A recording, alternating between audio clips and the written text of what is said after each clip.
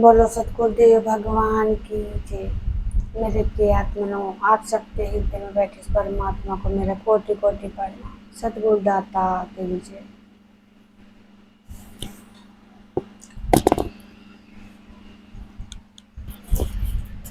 तो आज की वीडियो में जो है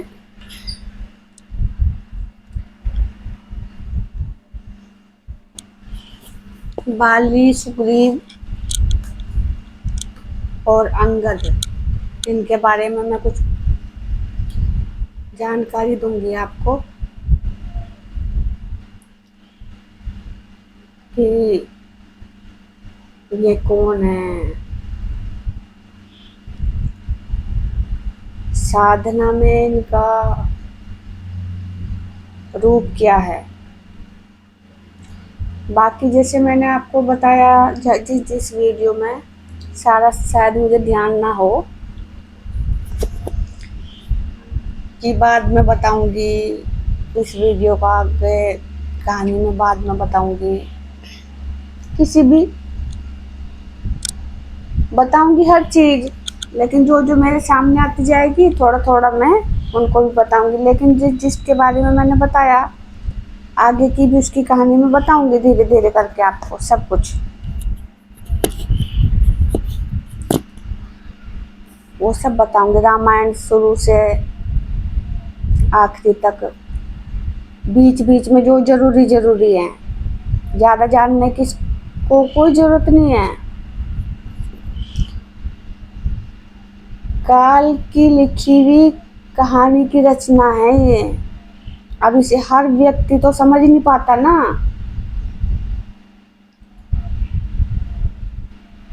तो ज्ञान ऐसा होना चाहिए जो हर एक के समझ में आए।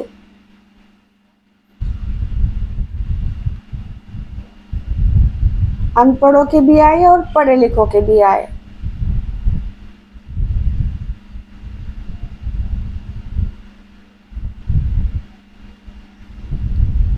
तो इन कहानियों का गूढ़ रहस्य जो है पढ़े लिखों को भी नहीं पता, वो भी जान नहीं पाए।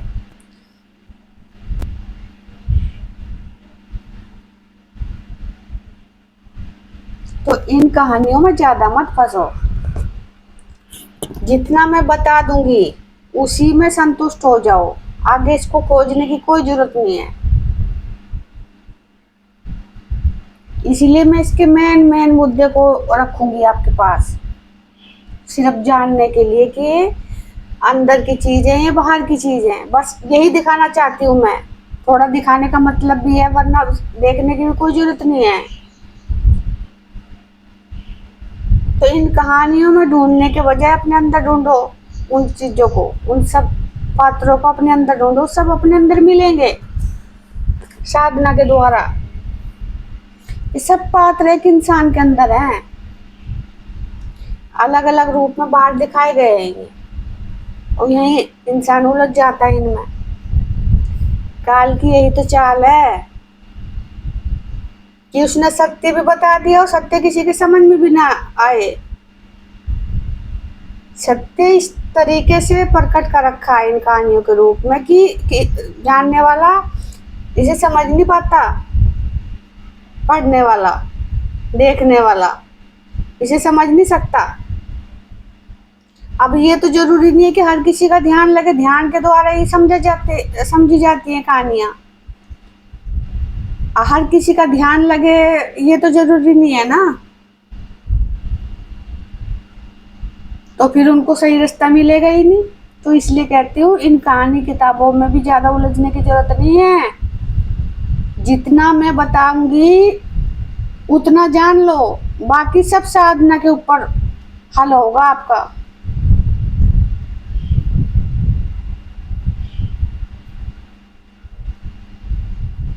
आपका जो उद्धार होगा आपकी आत्मा का, वो साधना के द्वारा होगा। इनमें उलझने से कुछ नहीं होगा। इसलिए जितना जरूरी है उतना मैं बताऊंगी हर चीज को। बाकी कोई जरूरत नहीं है इनमें उलझने की, बस इतना जान लो, ठीक है। तो थोड़ा थोड़ा मैं इसलिए आपको हर चीज़ दिखा रही हूँ कि आपकी समझ में आए और आप ये रास्ता छोड़ के सही रास्ता पकड़ो।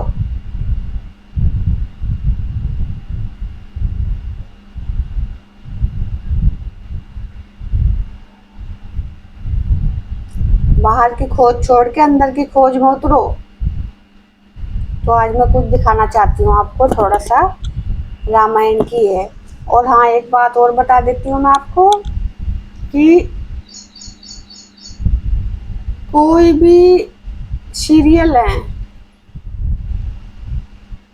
उसमें जो है डायरेक्ट ज्यों का त्यों नहीं दे रखा है, कुछ अपने पे से मिला दी बातें।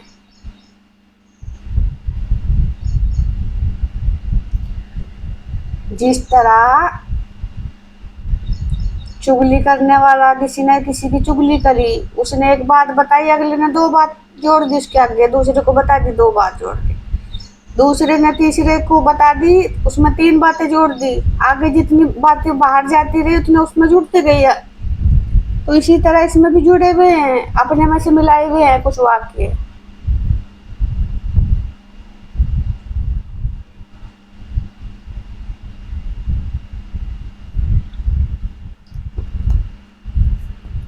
तो उनको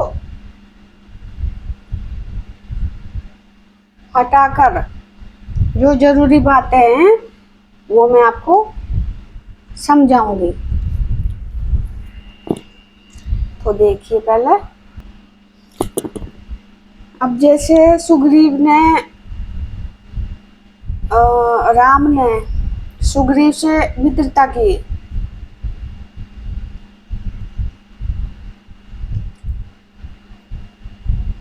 और सुग्रीव का भाई बाली उसका जो है दुश्मन था, भाई भी था और उसके साथ दुश्मनी भी थी। तो बाली को ये वरदान था, वो इतना शक्तिशाली था कि जो भी कोई शत्रु उसके सामने आता था तो उसकी आधी शक्ति उसको उसकी जो है खींच लेता था, वो उसमें चली जाती थी वो। तो कुछ तो शक्ति उसमें पहले से ही एक, अब कुछ दूसरे की भी खींच लिया थी, तो दूसरे को तो हारना ही हारना है। तो बाली भी जो है वासना का रूप दिखा रखा है इसमें।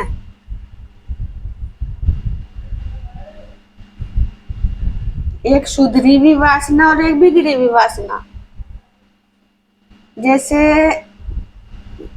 बाली को इंद्रपुत्र कहते हैं और सुग्रीव हो गया सूर्यपुत्र। इन दोनों के पिता अलग अलग बता दिए ना। एक तालाब की कहानी भी है इसमें, तालाब में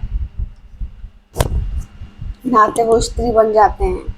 ये सब साधना के रूप में है। तो जिस टाइम साधना शुरू होगी उसमें दोनों रूप होते हैं, वो बाली भी और सुग्रीव भी। जब साधना शुरू होती है उसमें वासना का सुधार भी होता है और नीचे को भी बहती है। सुधार कम होता है उसमें, वासना ज्यादा होती है शुरुआत में। तो वो रूप दे रखा है इसमें बाली का सुग्रीव का। तो बाली की मृत्यु के बिना सुग्रीव का परिवर्तन नहीं हो सकता। तो इसलिए बाली को मारना पड़ता है, और छुप के मारना इसलिए दिखाते हैं वो। सामने से मारना डायरेक्ट संभोग की तरफ जाना होता है, सामने से संभोग की तरफ जाना होता है। और छुप कर मारने का मतलब वो होता है साधना में बैठ के जब हम ध्यान लगाते हैं, अपने श्वासों से वीर्य ऊपर चढ़ाते हैं, तो वो छुप के मारना होता है।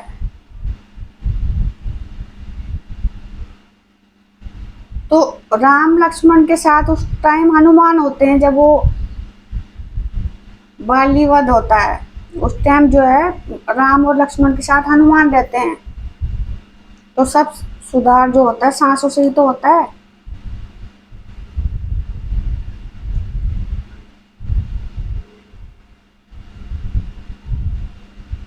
एक बार तो सुग्रीव हार के आ जाता है, उनमें पहचान नहीं होती कौन सा बाली है कौन सा सुग्रीव है।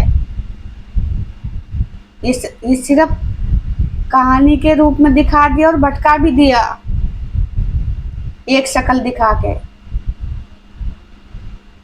वासना का अंग एक होता है, इसके रूप तो दो होते हैं ना, एक सुग्रीवी वासना एक बिगड़ी वासना। इसलिए दोनों भाई एक ही शक्ल के थे, बाली और सुग्रीव। उनको पहचानना भारी हो गया। ये सिर्फ दिखाया जाता है कहानी। अगर ऐसे ऐसे करके दिखाएंगे नहीं तो कहानी आगे कैसे बनेगी? तो कुछ तो इसमें अलग दिखाना पड़ेगा कहानी में।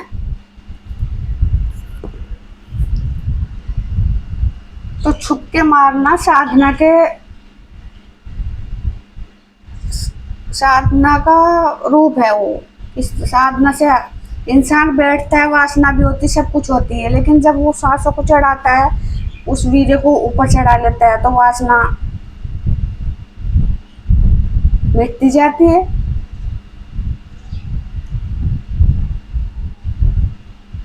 उसकी इच्छा खत्म होती रहती है, सुधार हो जाता है। तो वही छुप के मारना है बाली का।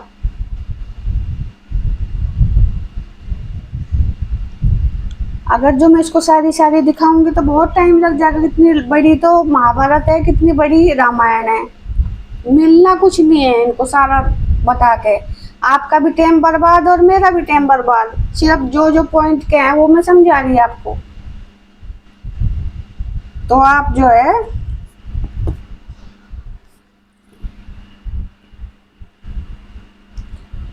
और तीर मारना को है, ज्ञान से ही अज्ञानता कटती है, परिवर्तन होता है। ठीक है।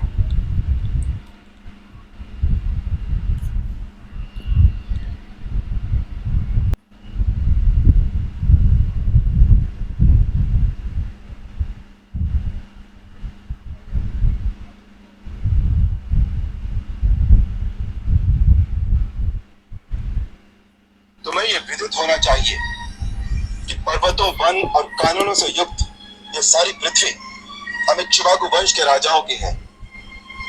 इस समय इक्ष्वाकु वंश के राजा भरत है। इक्ष्वाकु वंश के राजा, ये जो सारी पृथ्वी है इक्ष्वाकु वंश के राजा की है। और इस वक्त जो है इक्ष्वाकु वंश के राजा भरत हैं। भरत कौन है? इसका भाई राम का।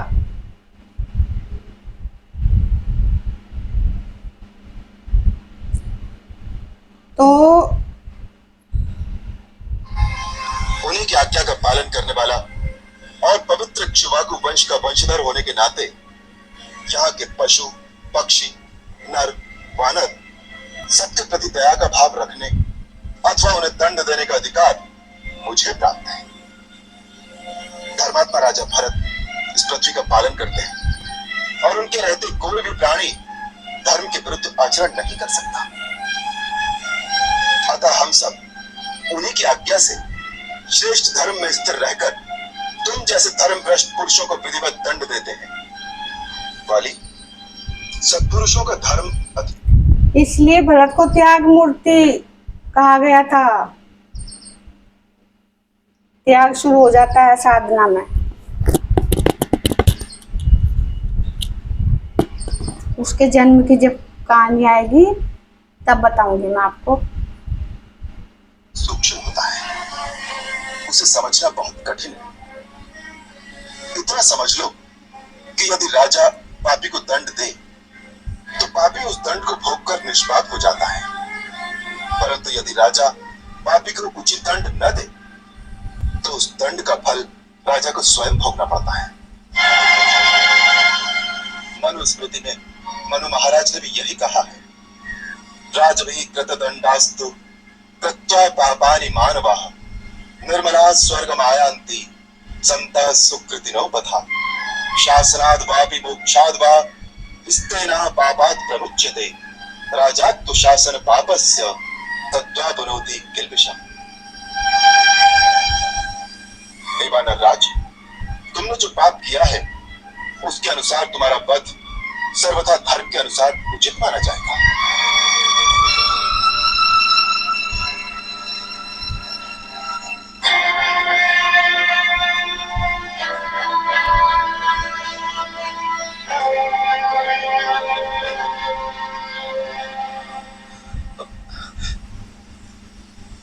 हे दिव्य स्वरूप नरोत्तम, दुष्टांतम और अहंकार के पट मेरी आंखों के आगे से हट गए। मेरी आत्मा के अंतर चक्षु खुल रहे हैं, मानो आत्मा ने परमात्मा को पहचान लिया है। आपके अमोल बाण की पीड़ा के प्रमाद में, अज्ञान के आवेश में मेरे मुख से आपके प्रति अनुचित वाक्य निकल गए हैं। उसके लिए क्षमा करें प्रभु। आप तो परमार्थ तत्व के यथार्थ ज्ञाता हैं और मैं धर्म भ्रष्ट प्राणियों में अग्रगण्य हूं। हे कृपा सिंधु, मेरा अंत मुझे अचेत कर देने वाला है। उससे पहले अपनी चरण रज देकर मुझे प्रायश्चित कर लेने दीजिए प्रभु।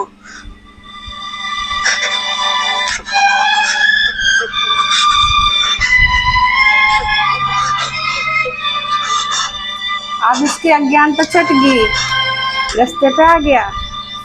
हे वानर राज, प्रायश्चित तो तुम्हारा दंड पाने से ही हो गया।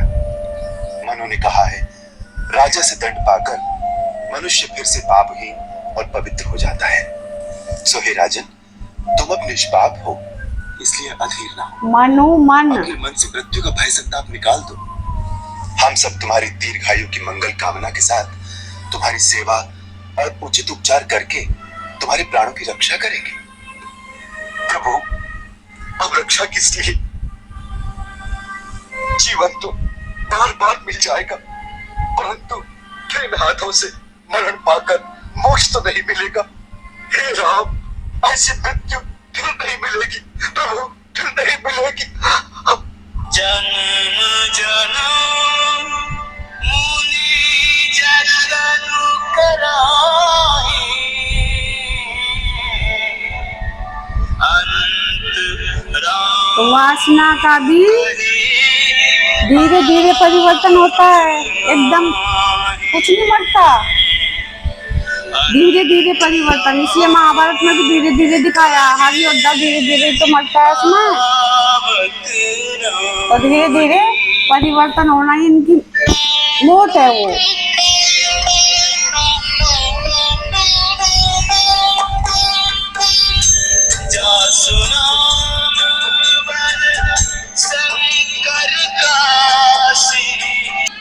सुग्रीव, सबको जाना पड़ता है।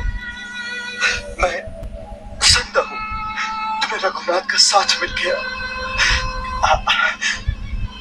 इससे वानर साम्राज्य को और शक्ति मिलेगी। सुग्रीव, मेरी चेतना अभी लुप्त हो रही है। मेरे गले में पड़ी ये देवराज इंद्र की दी हुई ये दिव्य स्वर्णमाला शीघ्र ही उतार कर तुम धारण कर लो। नहीं भैया नहीं, समय नष्ट न करो सुग्रीव। नहीं भैया नहीं।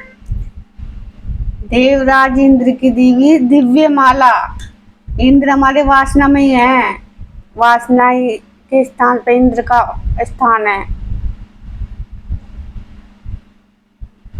तो ये धीरे धीरे शुद्ध करके ऊपर देवता बनते हैं। साधना में शुद्धता शुरू हो जाती है। तो देवराज इंद्र की ये जो माला है वो तुम जो है अपने गले में धारण कर लो। दिव्य माला वही है वीर्य। तो जो नीचे बहता है उसको धारण करके ऊपर उठाओ, उसको राक्षस रूपी से देवता बनाना, वो इसका मतलब है।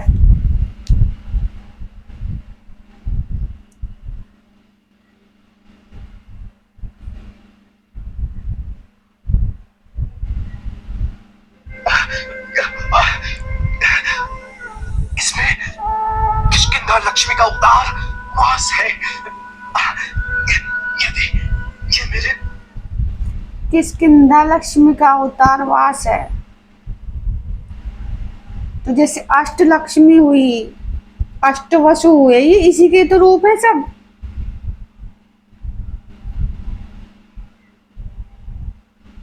कोई धन लक्ष्मी, कोई धैर्य लक्ष्मी, कोई कुछ लक्ष्मी, ये सब साधना के रूप होते हैं, परिवर्तन के रूप होते हैं।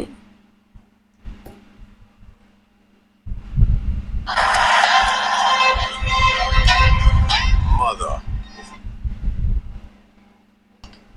अनंत पथ पर जाते हुए पति की आत्मा के लिए वेदना का कारण बन रहा है। शांति से प्राण उत्सर्ग करने दीजिए अपने प्राणाधार को।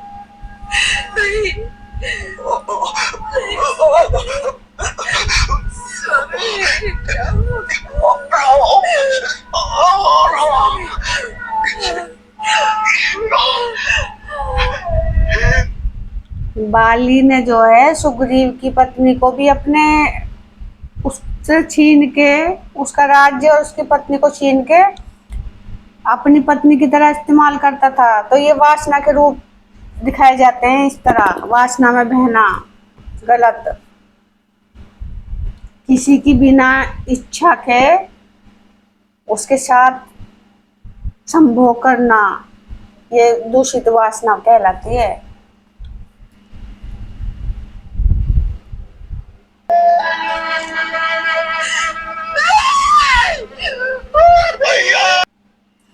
थोड़ा वीडियो आगे पीछे होगी थी वो, अब मैंने ठीक की है।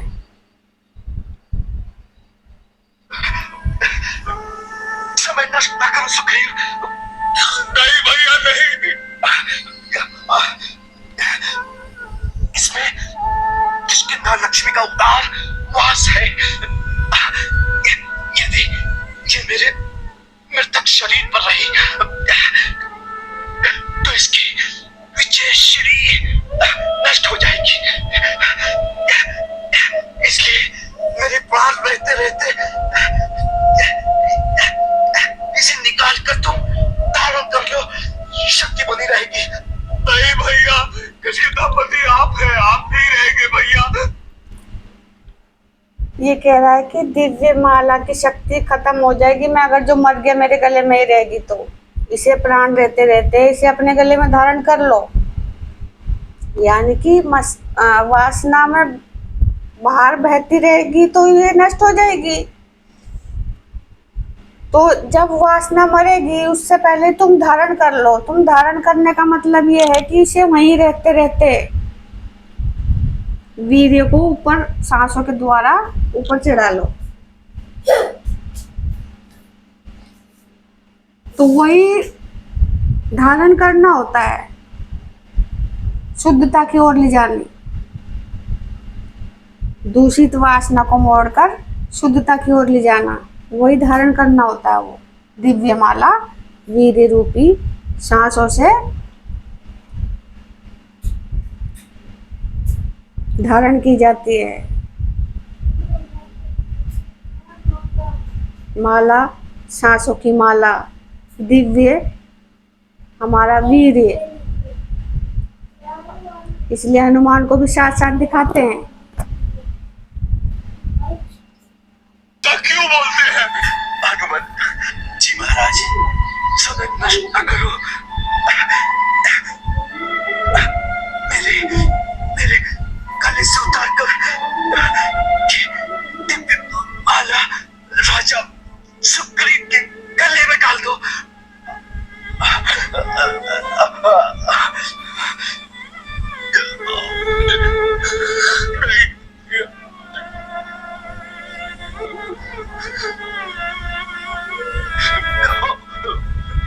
भैया, ये क्या किया भैया? किष्किंधा का भी वहीं से ही मतलब है, विजयी भव। इस विजय माला के साथ वासना से ही किष्किंधा नरेश था ना। सदा तेरे साथ रहेगा सुग्रीव।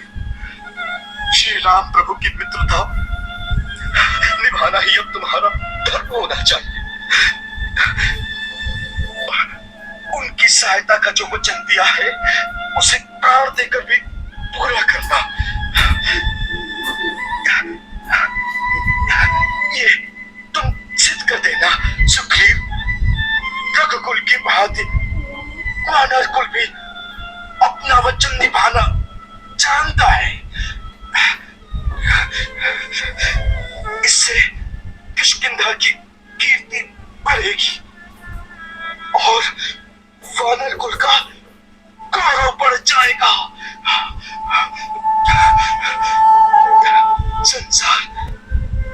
याद रखिएगा माधव भी श्री राम प्रभु के कुछ काम आए। भैया सुग्रीव मेरे ना रहने पर तुम मेरे प्रिय पुत्र अंगद को अपने सगे पुत्र की भांति प्यार देना। भाई अब तुम ही उसके पिता, दाता, रक्षक, दाता। अंगद किष्किंधा का युवराज है भैया, युवराज ही बना रहेगा। आप उसकी कोई चिंता न करें भैया।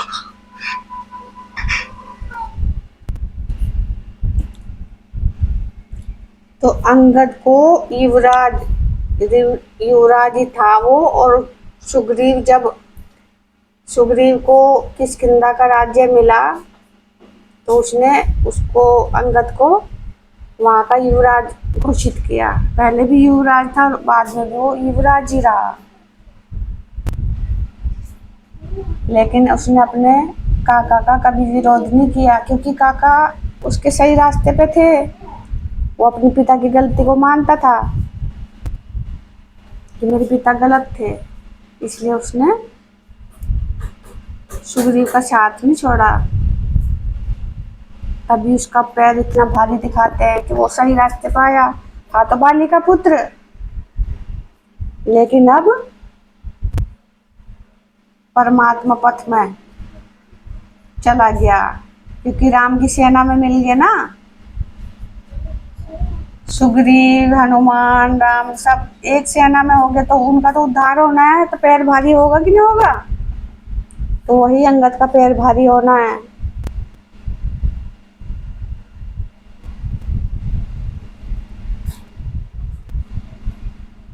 अंगद गद हो जाता है,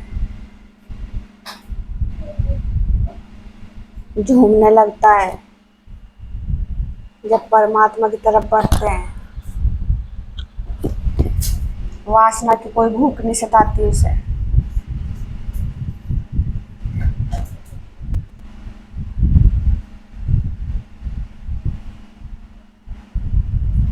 तो ये मैंने आपको वीडियो दिखाई है, ये वासना के दो रूप, इसलिए एक ही शक्ल के दिखाते हैं दोनों भाई, बाली और सुग्रीव। और दिव्य माला का रहस्य, वही दिव्य माला देखो मैंने उसमें बताई थी, जब दुर्वासा ऋषि ने देवताओं को श्राप दिया था, वो भी तो दिव्य माला लेके आया था ना, जिस माला को हाथी ने कुचल दिया था। इंद्र ने उसका निरादर किया, उसके हाथी ने भी कुचल दी थी। वो भी दिव्य माला थी। उसका भी मैंने वासना से जोड़ा था, और ये भी वासना रुकी। बेटे परे हो जा, मैं भी कर दूंगा वीडियो। तो इस वीडियो में इतना ही। अगर बोलने में कुछ उल्टा सीधा बोल जाता है, मेरे पे हो गया हो, तो आप अपनी बुद्धि के द्वारा से सुधार लेना। तो